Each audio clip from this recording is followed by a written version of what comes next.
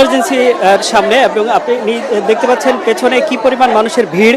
এখানে মূলত একের পর এক আসছে ইনকিলাব মঞ্চের কর্মীরা, যারা একটু আগেই যমুনার সামনে পুলিশের হামলার শিকার হয়ে তারা আহত হয়ে আসছেন। এবং এখানে একটু জানিয়ে রাখি, ইনকিলাব মঞ্চের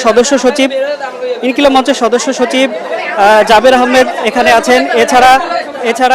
এছাড়া আরও অন্যান্য ইনকিলাব মঞ্চের অন্যান্য যে কর্মীরা, বিশেষ করে রাজশাহী বিশ্ববিদ্যালয়ের জিএস সালাউদ্দিন আম্মার এখানে ভর্তি আছেন, তারা গুলিবিদ্ধ হয়েছেন এবং তারা অভিযোগ করছেন ইনকিলাব মঞ্চের কর্মীরা যে তাদের উপরে টিয়ার শেল, সাউন্ড গ্রেনেড, জলকামান সহ লাঠিচার্জ করা হয়েছে। এবং তারা শুধুমাত্র একটি দাবিতে সেখানে উপস্থিত ছিলেন। তারা বলছেন যে শহীদ হাদি হত্যার বিচারের দাবিতে তারা যমুনার সামনে অবস্থান নিয়েছিলেন এবং শান্তিপূর্ণভাবে অবস্থান নিয়েছিলেন।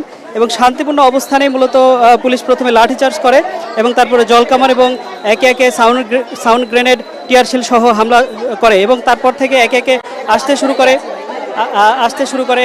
এখানে আমাদের এখন পর্যন্ত হসপিটালে 20 জনের বেশি ভর্তি হয়েছে বলে আমাদের কাছে তথ্য আছে এবং একে একে রোগীরা এখানে প্রবেশ করছেন। এখানে ইনকিলাব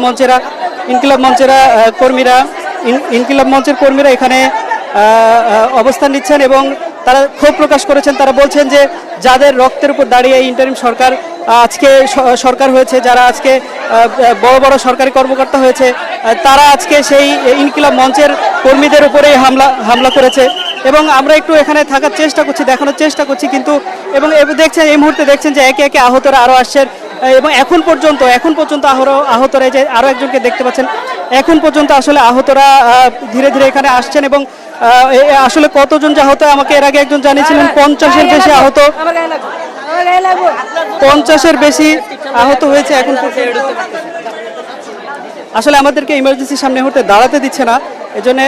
তবে ইনকিলাব মঞ্চের অন্যান্য যে কর্মীরা রয়েছেন তারা এখানে এসেছেন এবং আহতদেরকে চিকিৎসা নেওয়ার ব্যাপারে হেল্প করছেন তাদের সাধ্যমতো।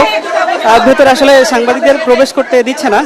তো এখন পর্যন্ত আমাদের কাছে থাকা তথ্য অনুযায়ী 20 জনের বেশি ইতিমধ্যে হসপিটালে ভর্তি হয়েছেন এবং তাদেরকে চিকিৎসার ব্যবস্থা নেওয়া হচ্ছে। এবং তারা ইতিমধ্যে